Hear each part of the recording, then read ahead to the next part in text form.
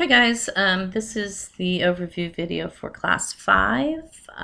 In this class we're going to be talking about research method designs, measurements, and sampling.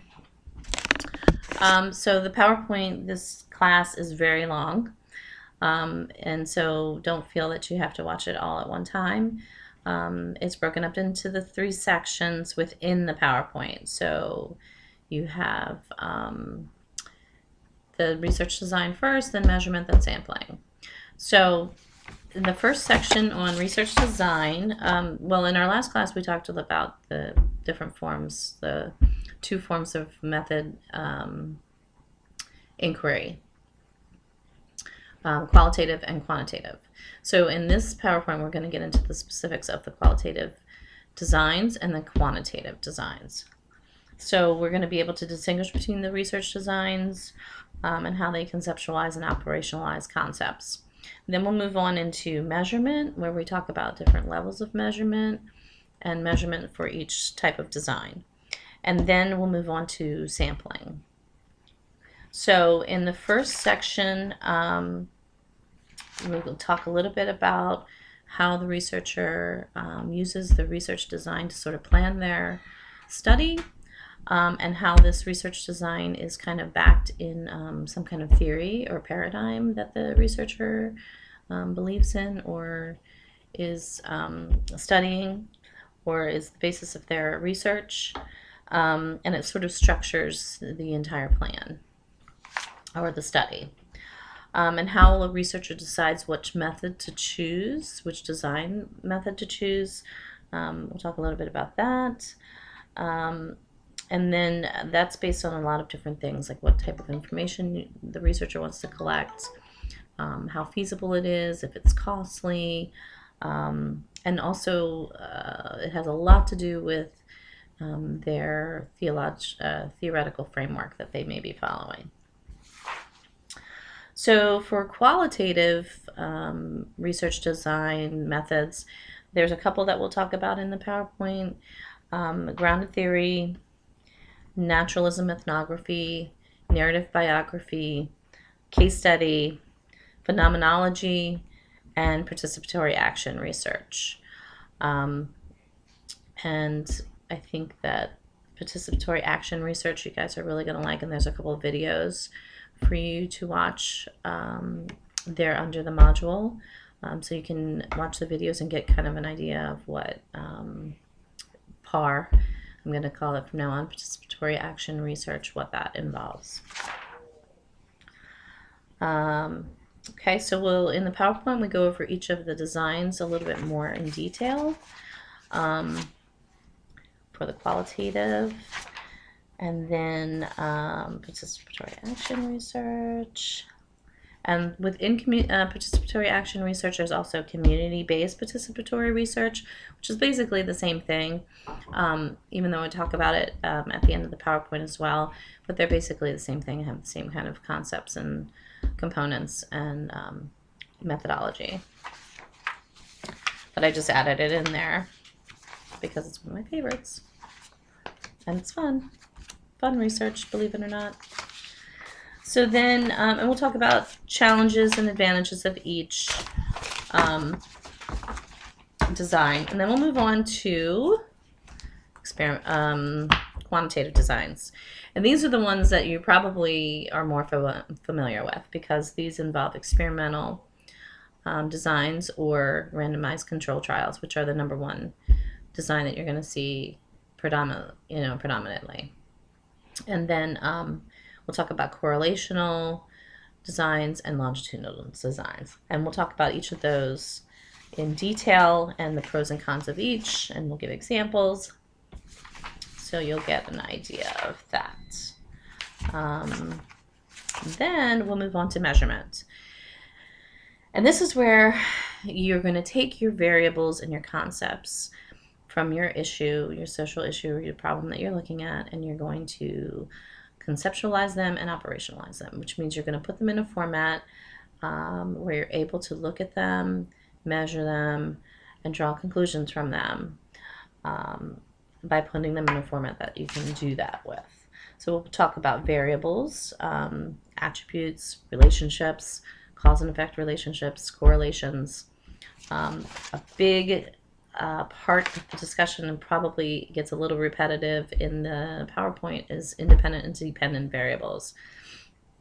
I can't stress these enough because people have a hard time with this concept. And it is confusing. It can be very confusing. Another area that is concentrated on a lot is conceptualization and operationalization. That's a tough one for me. These are the two concepts involved in measurement that are really important, because especially in social research, where you're using variables that are not always concrete, like income, poverty, depression, these things are difficult to measure. So conceptualizing and operationalizing are very important, because you have to find ways to take these concepts and put them in a format that you can measure them and draw conclusions and relationships. So we'll talk a lot about that. Independent-dependent variable. So people get these very confused. Even though in a study there may be lots of different variables, you usually have one very big or two very big variables, the independent and the dependent. So the independent variable is the one that causes the change in the dependent variable. So in the PowerPoint, I give lots of examples to make it really clear, which is which, because it is a concept that people find confusing. Even myself to this day, still sometimes when I'm reading a study, I'll have to, there may be a study where I'll have to think a little bit about which is the independent and which is the dependent variable. But you'll get it. And so basically, the dependent variable is your outcome, what's happening, what's being changed. And your independent variable is whatever intervention you're putting on to that dependent variable. So if you're studying the effects of a particular substance abuse intervention program on relapse prevention, let's say, or so the actual substance abuse intervention that you are applying or giving to the participant is the independent variable. The rates of relapse, let's say the way you're conceptualizing or operationalizing relapse is, the person enters rehab within 30 days of whatever. That measurement would be your dependent variable.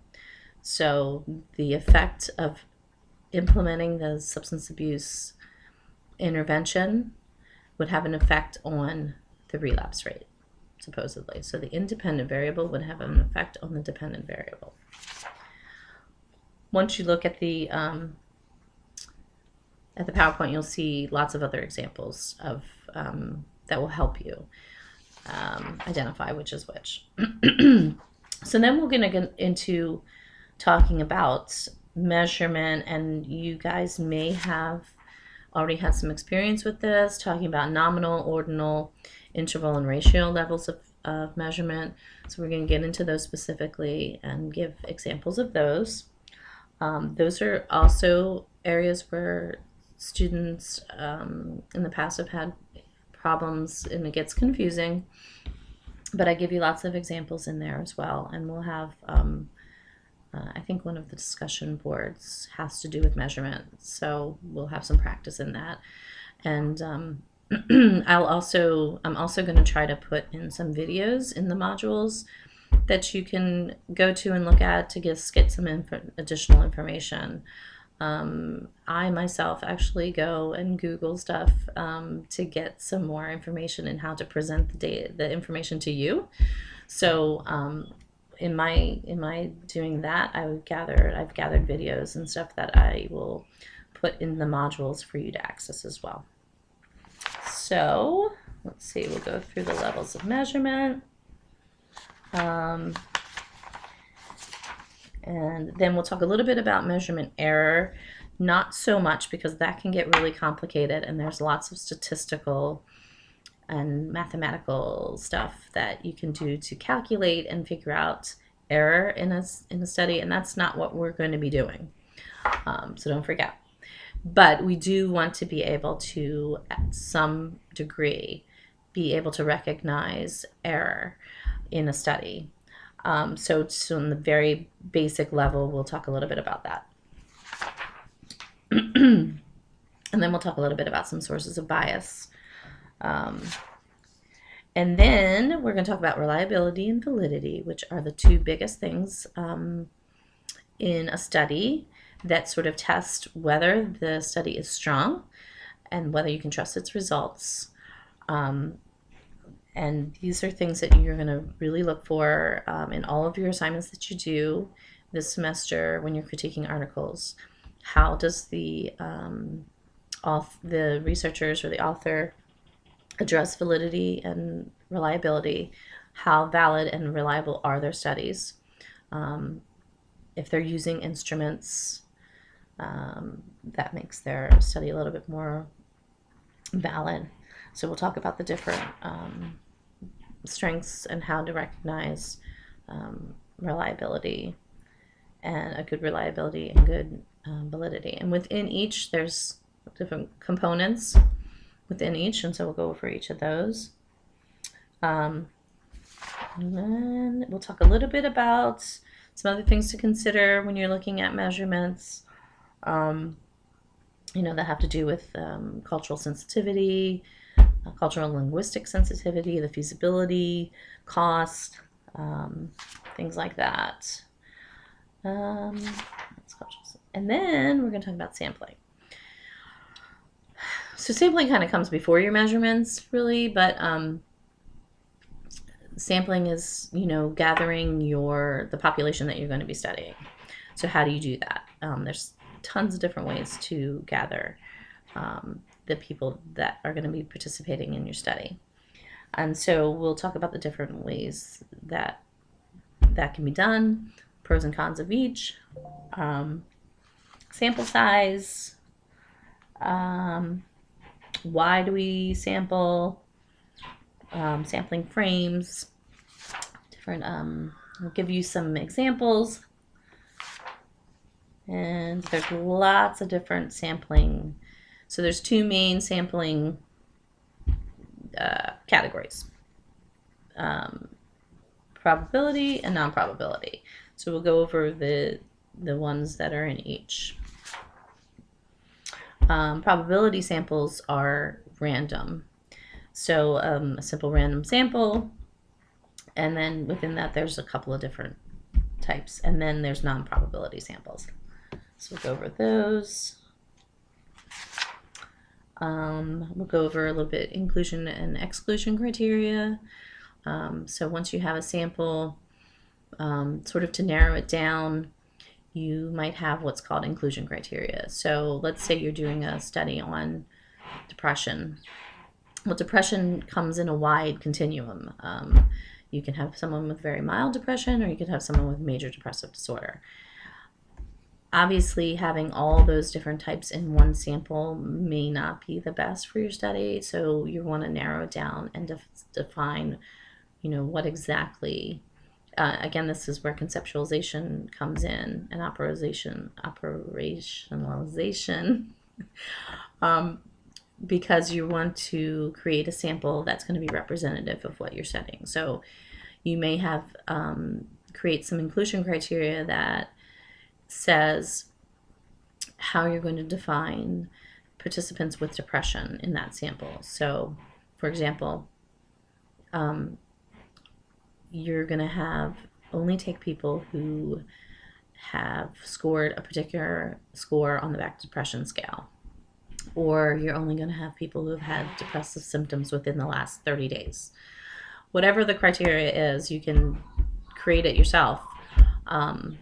That is how you're going to narrow it down so that you get a representative sample. So we'll talk about that. And exclusion criteria is just the same as inclusion. So it's whatever you're excluding. So people who, like you could say, well, I'm going to do a study of all the participants who participated in this parenting program from January to March. But I only want biological parents. So I want all the people that participated in this program, but I want to exclude people who aren't biologically related to the child. Okay, so we'll talk about all the different types of sampling. And then cluster sampling. There's lots of different ones that we won't even get to, but I'm going to just talk about the main ones. And then that's it. And then at the end of the PowerPoint, I give you a little bit more information on the next discussion board. So look for that because that'll give you details. And then I talk about it in the PowerPoint in more detail. So, and then of course all of the information is available on Blackboard, the assignment guidelines. So, but if you have any questions, you can always email me. Thanks.